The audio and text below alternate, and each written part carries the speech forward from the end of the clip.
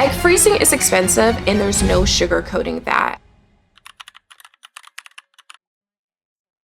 I just spent $16,000 freezing my eggs, so let's talk about the cost breakdown. After my last video where I shared the things I wish I knew before I froze my eggs when I was 28, one of the main comments I get is, yeah, I would love to freeze my eggs, but how am I supposed to pay for it? And that's completely understandable, because even if you have a desire to do this, it can feel so out of reach because it could be thousands, even tens of thousands of dollars to do.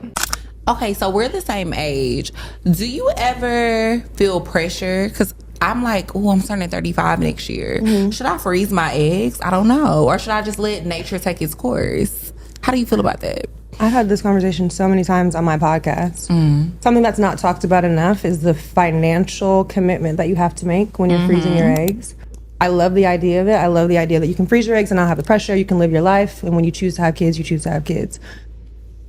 You have to pay for them eggs to stay frozen. You do. Every month. You gotta pay rent? I did not know that. So for me, that's what I'm saying. Everybody's like, well, just freeze your eggs. It's like, bitch, what you mean? I gotta pay rent. I have a car now. I have health insurance. I have dental insurance. I can't put them in my fridge. Give them to me. I love the idea of it. It sounds sexy until you look at that bill. But I truly believe that reproductive rights and fertility preservation should be accessible to everyone. I really do believe that fertility care is healthcare. And your ability to freeze your eggs shouldn't depend on if you have the privilege to do so. It really should be a right. But unfortunately, that's not our current reality. And so I really want this video to be a resource for you to use to just figure out some of the options you have in order to make this a lower cost or even free for you to be able to freeze your eggs. So I'm going to be listing a lot of links below because I don't think one video is going to show all the resources there is available. And obviously do your own research, especially with your clinic. But I really just hope that this video is helpful for you.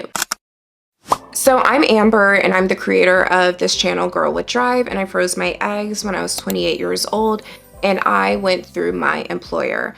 At the time, I was at the Washington Post and they had fertility benefits. I used a company called Progyny, but there's also Carrot and Maven, and these are kind of like third-party co-insurance that people have, and a lot of corporate companies use this.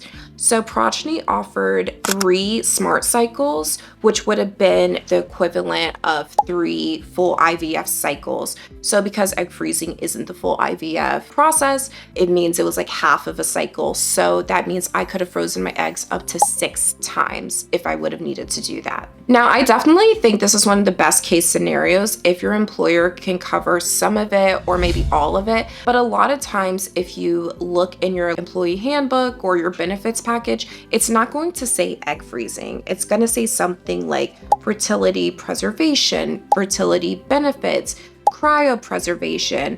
And one of the best things you can do is just ask HR to see if you have this benefit, because I know so many people after I froze my eggs at my job, they had no idea this was a benefit for us.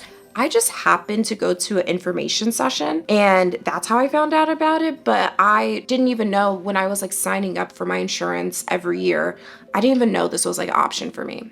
I just froze my eggs at Reproductive Partners San Diego, and before I started, they ran my insurance and gave me an estimate of what one round of egg freezing would cost. At the time, I was freelance, so I was paying for my own individual HMO. My estimated cost was $10,600. So I waited. A couple months later, I got a new corporate job and shiny new insurance. Reproductive Partners San Diego ran the estimate again. This time, $4,438, less than half. So I went for it. Today is the day it begins. A lot of people don't know that many insurances recently started to cover fertility treatments. I was blown away by how much my insurance covered, especially for the medications, which are extremely expensive. I mean, look at these numbers. This is insane. So after everything, how much actually came out of my pocket? I did a lot of math preparing for this video, and it was $3,529.25, even less than the estimate. And throughout the entire process, Reproductive Partners San Diego was really transparent about the costs, letting me know what payments were coming up before I was charged. So if you're considering freezing your eggs, ask your clinic to run your benefits first. You might be surprised. I spent about $3,500 and froze 33 mature eggs, and for me, the peace of mind is priceless. So if your employer offers family building benefits, ask specific questions. Does this cover medication? Is there any storage fees that they'll cover? How much do they cover? For example, my friend works at Netflix and she's given a certain amount to use. For me, it was cycles and that's how it was. But for her, it could be like $35,000 to go towards fertility benefits. So just try to figure out how much your company will pay for. And something unique I think you should do is negotiate egg freezing. So right after I froze my eggs, I asked for a raise and I didn't get the raise. So I immediately said, hey, I want 3 months paid time off. And they gave it to me. Because when you think about it, it was cheaper for them to give me paid time off instead of a raise. And so that got me thinking, wow, you can negotiate anything. Like, you know, when we get a new job, we try to negotiate our vacation and our 401k match and our remote work policy.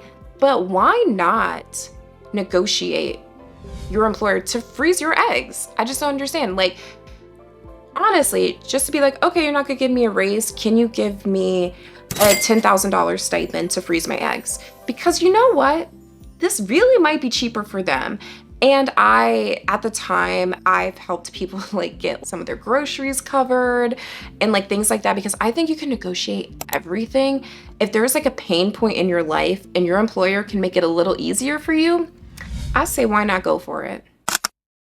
And next, you need to look beyond corporate jobs. So one of the most well-known programs I think some people know is like Starbucks offers fertility benefits and you can be part-time. I believe you have to work there for a certain amount of time before that kicks in, but that's something. But also universities, hospital systems, government agencies, a lot of these places do offer some type of fertility benefit. So look into things like that and look to see, you might not even have to be full-time. And of course, if you happen to be married or partnered, see if your partner's healthcare benefits cover fertility preservation and see if you can somehow use those. And the third option I really love is egg sharing / co-sharing your eggs. So there's a few companies where you can freeze your eggs completely for free, but half of those eggs will be stored in a freezer in storage, and then half of those eggs would be donated to an intended parent or family. One example is Co-Fertility's split program. The basic idea is that you go through one egg freezing cycle and they pay for everything, your medications, even your storage fees for 10 years. And that's a major decision. It comes with its own medical, legal, and emotional decisions that you have to make. But, you know, how Co-Fertility talks about it is that, you know, you're getting this for free and you're also helping another family. But you also have to think, will this be anonymous? Do you want it to be anonymous? How do you feel about that? I get emails about this all the time, and I do know a couple people who have gone through this, and they said it was a really good experience. So that's something to look into if you want to freeze your eggs for free. Now, what surprises most people is that egg freezing is a certain amount, but really it's your medications that are so expensive. So like I spent $3,500 out of pocket for everything. Most of that was medication. So how to save on medications? There are discount programs out there. This is what I feel like you should do is after you find your clinic and they tell you, okay, these are the medications you need to get, this is the pharmacy, you do not have to go through that pharmacy. You need to shop around. There are certain pharmacies, certain specialty pharmacies that have, you know, cash incentives. If you pay in cash, you get a discount.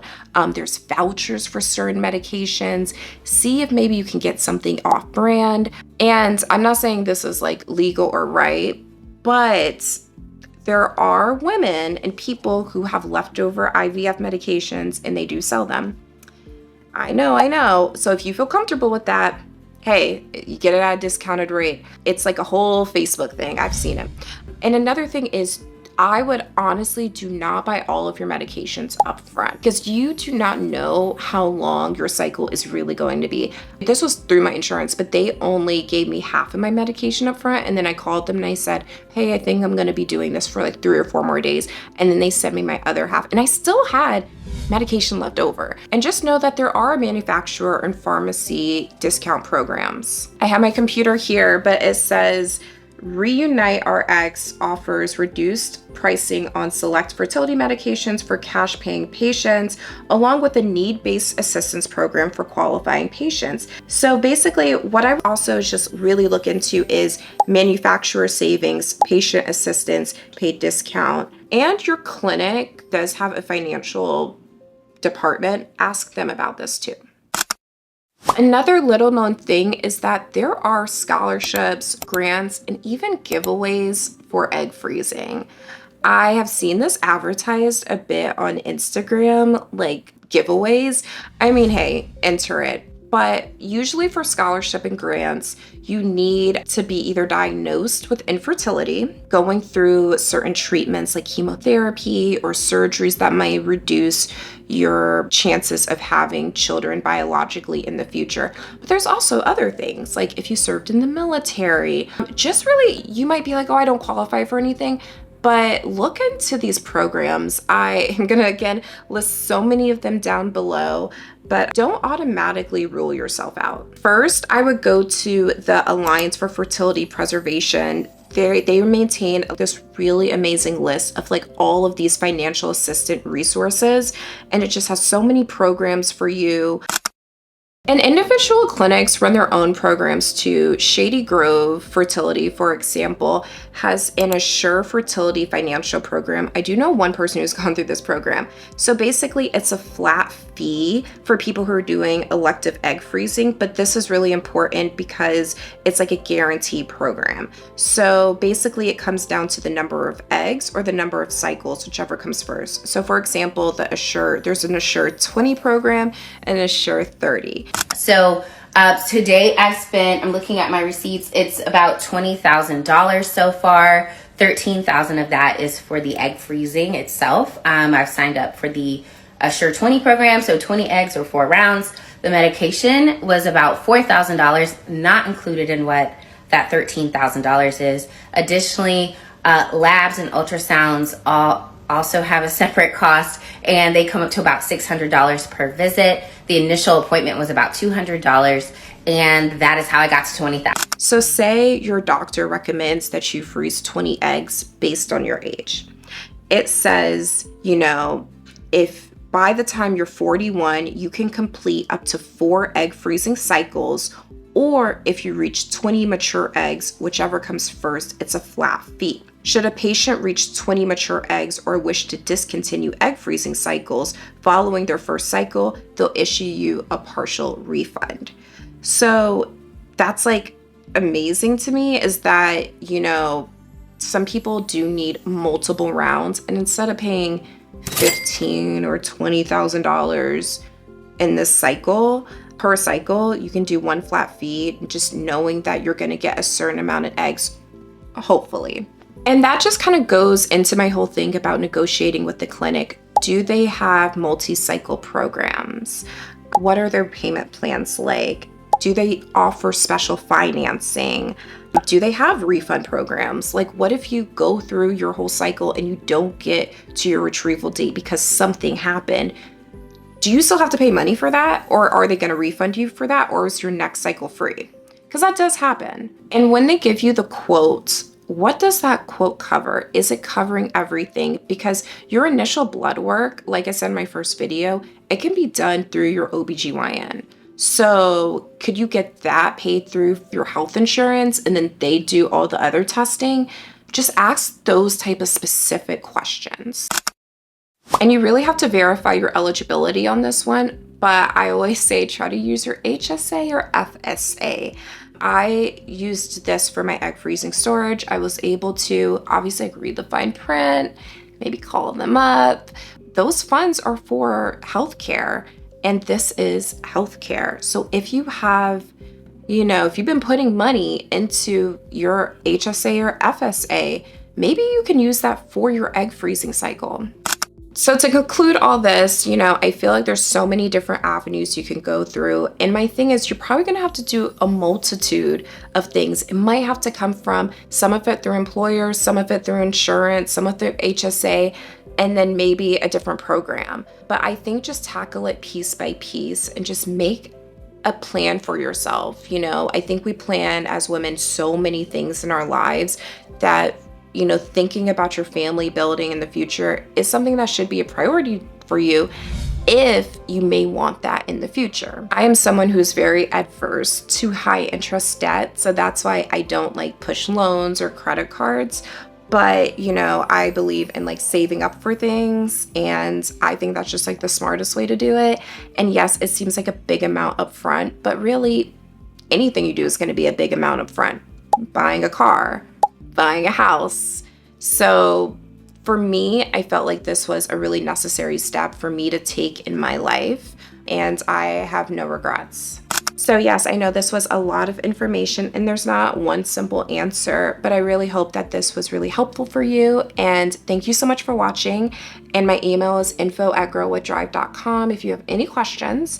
And I'm Grow With Drive on all platforms. And I will see you in my next video. Bye.